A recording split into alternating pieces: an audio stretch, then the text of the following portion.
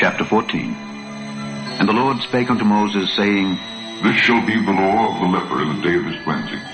He shall be brought unto the priest, and the priest shall go forth out of the camp, and the priest shall look, and behold, if the plague of leprosy be healed in the leper, then shall the priest command to take for him that is to be cleansed 2 birds, alive and clean, and cedar wood, and scarlet, and hyssop.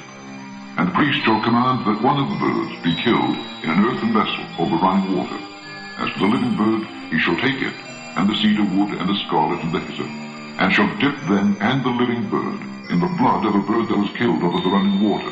And he shall sprinkle upon him that is to be cleansed from the leprosy 7 times, and shall pronounce him clean, and shall let the living bird loose into the open field. And he that is to be cleansed shall wash his clothes, and shave off all his hair, and wash himself in water, that he may be clean. And after that he shall come into the camp, and shall tarry abroad out of his tent 7 days. But it shall be on the 7th day that he shall shave all his hair off his head, and his beard, and his eyebrows, even all his hair he shall shave off. And he shall wash his clothes, also he shall wash his flesh in water, and he shall be clean. And on the 8th day he shall take 2 he-lambs without blemish, and 1 ewe lamb of the first year without blemish, and 3/10 deals of fine flour for a meat offering mingled with oil, and 1 log of oil. And the priest that maketh him clean shall present the man that is to be made clean, and those things, before the Lord, at the door of the tabernacle of the congregation. And the priest shall take 1 he-lamb, and offer him for a trespass offering, and a log of oil, and wave them for a wave offering before the Lord. And he shall slay the lamb in the place where he shall kill the sin offering and the burnt offering in the holy place. For as the sin offering is the priest's, so is the trespass offering. It is most holy. And the priest shall take some of the blood of the trespass offering, and the priest shall put it upon the tip of the right ear of him that is to be cleansed, and upon the thumb of his right hand, and upon the great toe of his right foot. And the priest shall take some of the log of oil, and pour it into the palm of his own left hand. And the priest shall dip his right finger in the oil that is in his left hand, and shall sprinkle of the oil with his finger 7 times before the Lord. And of the rest of the oil that is in his hand shall the priest put upon the tip of the right ear of him that is to be cleansed, and upon the thumb of his right hand, and upon the great toe of his right foot, upon the blood of the trespass offering. And a remnant of the oil that is in the priest's hand he shall pour upon the head of him that is to be cleansed. And the priest shall make an atonement for him before the Lord. And the priest shall offer the sin offering, and make an atonement for him that is to be cleansed from his uncleanness, and afterward he shall kill the burnt offering. And the priest shall offer the burnt offering and the meat offering upon the altar, and the priest shall make an atonement for him, and he shall be clean. And if he be poor, and cannot get so much, then he shall take 1 lamb for a trespass offering to be waved, to make an atonement for him, and 1/10 deal of fine flour mingled with oil for a meat offering, and a log of oil, and 2 turtle doves or 2 young pigeons, such as he is able to get, and the one shall be a sin offering, and the other a burnt offering. And he shall bring them on the 8th day for his cleansing unto the priest, unto the door of the tabernacle of the congregation before the Lord. And the priest shall take the lamb of the trespass offering and the log of oil, and the priest shall wave them for a wave offering before the Lord.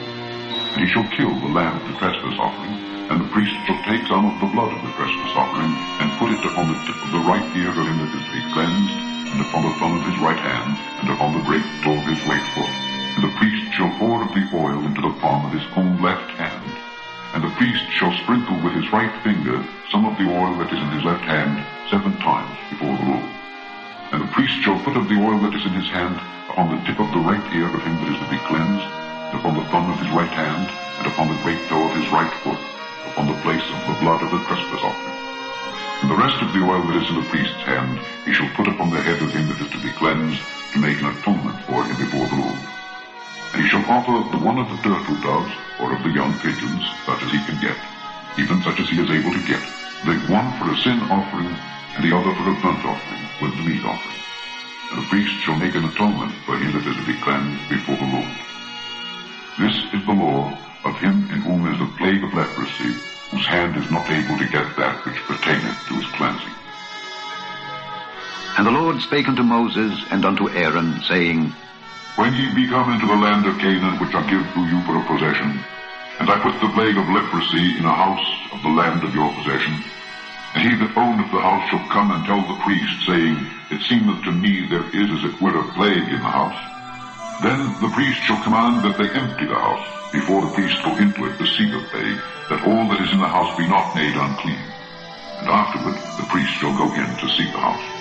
And he shall look on the plague, and behold, if the plague be in the walls of the house with hollow strakes, greenish or reddish, which in sight are lower than the wall, then the priest shall go out of the house to the door of the house, and shut up the house 7 days. And the priest shall come again the 7th day, and shall look, and behold, if the plague be spread in the walls of the house, then the priest shall command that they take away the stones in which the plague is, and they shall cast them into an unclean place without the city. And he shall cause the house to be scraped within round about, and they shall pour out the dust that they scrape off without the city into an unclean place. And they shall take other stones, and put them in the place of those stones.